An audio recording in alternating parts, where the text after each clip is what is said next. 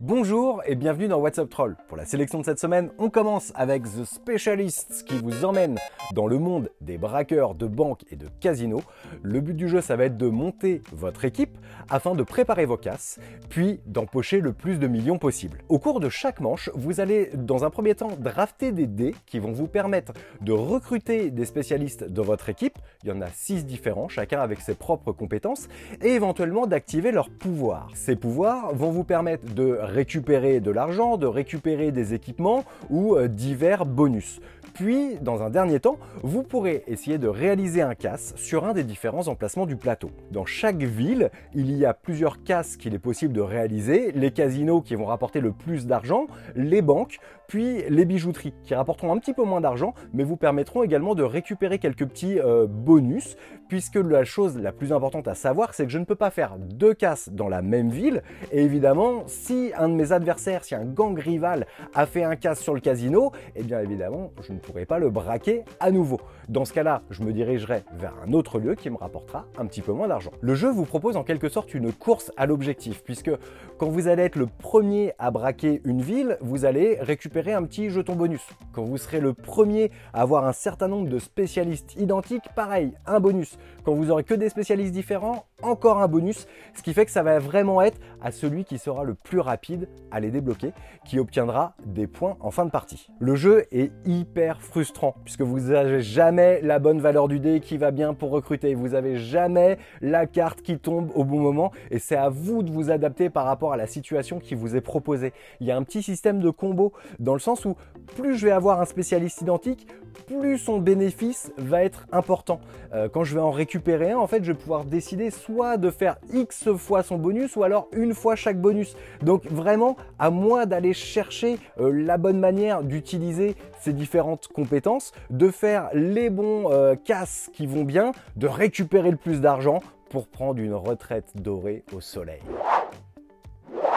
Comme son nom l'indique, The Great Race est un jeu de course qui vous invite à traverser l'Afrique ou encore l'Amérique latine au travers d'une course d'autochenilles dans les années 30. Chaque joueur possède son plateau personnel qui va représenter donc son autochenille avec différentes caractéristiques, le moteur, la carrosserie.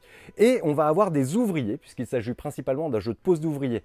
Au début de chaque tour, en fait, on va planifier derrière notre écran, de manière secrète, la position choisie pour nos ouvriers. Selon ce que j'aurai placé, je vais pouvoir éclairer le chemin, ce qui va me permettre d'aller piocher une tuile dans le sac, de la placer sur le parcours en les reliant entre elles, donc soit devant moi, soit même devant d'autres joueurs, puisque si j'ai chopé en gros une tuile un petit peu pourrie, je vais plutôt la mettre là où se sont dirigés les autres. Si j'en ai une plutôt sympa, je vais peut-être la mettre pour moi. Je vais pouvoir également récupérer de l'argent. L'argent me permettra d'acheter de l'essence, de réparer ma voiture ou de prendre éventuellement le bateau. À ça, vous allez rajouter des cartes que vous allez pouvoir jouer soit pour vous donner des avantages et surtout le petit côté crocodile pour aller saboter les autres joueurs, pour aller leur pourrir leur course. Puisqu'évidemment, c'est le joueur qui sera arrivé en tête qui obtiendra un bonus de points.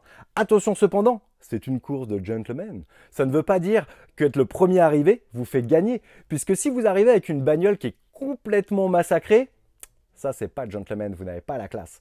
Donc ça va vous faire perdre des points. Il faudra arriver le plus vite possible avec une voiture en meilleur état possible pour l'emporter. Il y a tout ce qu'il faut dans le jeu pour passer un bon moment, pour aller pourrir les autres joueurs. Moi c'est ce que j'adore dans ces jeux-là, c'est quand les autres pleurniche, quand on attaque le premier joueur. Attention, départ canon, partir très vite, ça veut toujours dire que les autres vont vous en mettre plein la tronche. Dernière petite chose, vous avez également du courrier que vous allez pouvoir livrer de ville en ville, ce qui vous apportera des bonus d'argent. L'argent vous permettra, comme je le disais, surtout d'acheter de l'essence. Parce que pas d'essence, pas d'essence, pas d'essence, pas d'essence.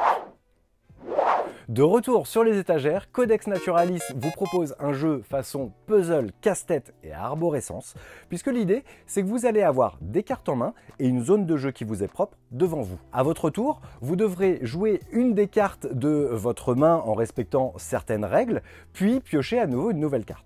Les cartes, il y en a 2 différentes, des cartes à ressources et des cartes à objectifs. Évidemment, pour poser une carte à objectif, il faudra que vous ayez les bonnes ressources face visible devant vous. À chaque fois que vous poserez un objectif, vous marquerez des points et c'est le joueur qui obtient 20 points qui déclenche la fin de partie.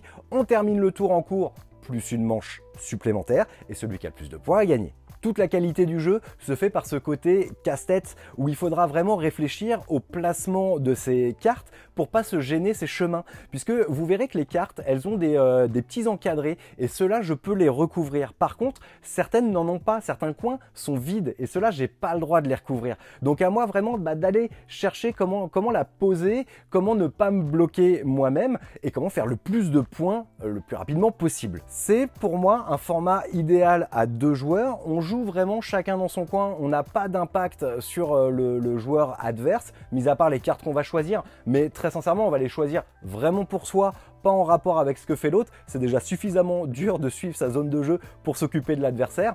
Les cartes sont très jolies, on prend plaisir vraiment à les regarder, à regarder notre arborescence évoluer au fur et à mesure de la partie et à prendre notre adversaire de vitesse.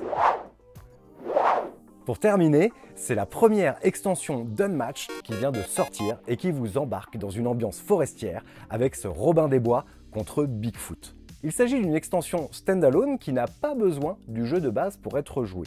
Dans celle-là, vous aurez donc 2 personnages, un plateau recto-verso qui est vraiment fait pour le 2 joueurs, le 1 contre 1, puisqu'il est plus petit que celui de la boîte de base et va vous proposer donc des duels très nerveux et beaucoup plus vifs. Le principe de Robin des Bois, c'est qu'il va être très difficile à attraper, il va bien entendu canarder ses adversaires avec son arc et se protéger avec ses bandits pour essayer d'empêcher ses adversaires d'arriver au corps à corps. Bigfoot, quant à lui, tape comme une mule avec son tronc d'arbre qui trimballe sur le dos et il va essayer le plus possible d'être au corps à corps de ses adversaires, de les traverser pour leur infliger un maximum de points de dégâts. 2 nouvelles très belles figurines, 2 nouvelles mécaniques. Tout cela va pouvoir se matcher avec votre boîte de base et se combiner avec. Si vous ne connaissez pas encore le jeu, je vous invite à aller regarder notre vidéo premier tour qui vous en dira un petit peu plus sur cette petite beauté.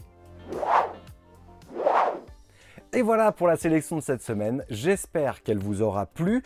N'hésitez pas, comme d'habitude, à liker, partager, commenter, vous abonner à la chaîne So Many Bits, à la page Le Troll Savant. Moi je vous dis à la semaine prochaine, et d'ici là, n'oubliez pas, attendez d'avoir traversé la rivière pour dire au crocodile qu'il a une sale gueule. The Great Race. Allez, on y va. The Great Race. Le jeu qui te met à race.